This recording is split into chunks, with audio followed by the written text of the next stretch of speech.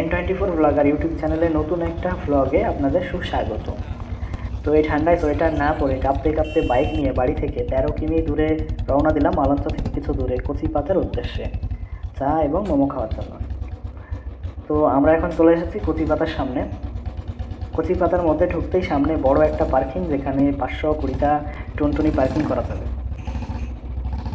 আমি এত সময় ধরে কচিপাতার কথা বলছি, এখন আপনারা হয়তো ভাবছেন কচিপাতাটা কি। আসলে কচিপাতাটা হলো রেস্টুরেন্টের নাম। তো চারিদিকে দেখে তো মনে হচ্ছে শুকনো শুকনো মতোই লাগছে, তো আমরা এটাকে শুকনো পাতা বলতেও পারি। তো মজা অনেক হয়ে গেল, এখন আসল কথায় আসি। পার্কিং থেকে ভিতরে প্রবেশ করতে বাঁদিকে রেস্টুরেন্টটি আছে, আপনি চাইলে ওখানে যেতে পারেন, কিন্তু আমাদের একটু খোলা হাওয়া পছন্দ, যে কারণে আমরা মোমো অর্ডার দিয়ে ঝলমলে ঝুপড়ির মধ্যে চলে আসলাম এবং কিছুক্ষণের মধ্যে মোমো এসে হাজির আমাদের সামনে। আর সামনে যে লাল কালো ড্রেস পরা ইনোসেন্ট ব্যক্তিকে দেখতে পাচ্ছ, আসলে ক্যামেরার সামনে ভদ্রভাবে বসে আছে, না হলে 2 মিনিটে, আর বাকিটা আপনারা বুঝতেই পারছো। তার পাশে আছে মেহেদি, আর ওর রিয়াকশন দেখেই বুঝতে পারছো মোমোটার টেস্ট কেমন।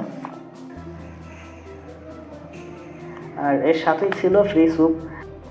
এটা সুন্দর, নট অসাধারণ। তারপর আমরা অর্ডার দিলাম ফিশ ফিঙ্গার, এটা ভালোই ছিল মোটামুটি টেস্টটা।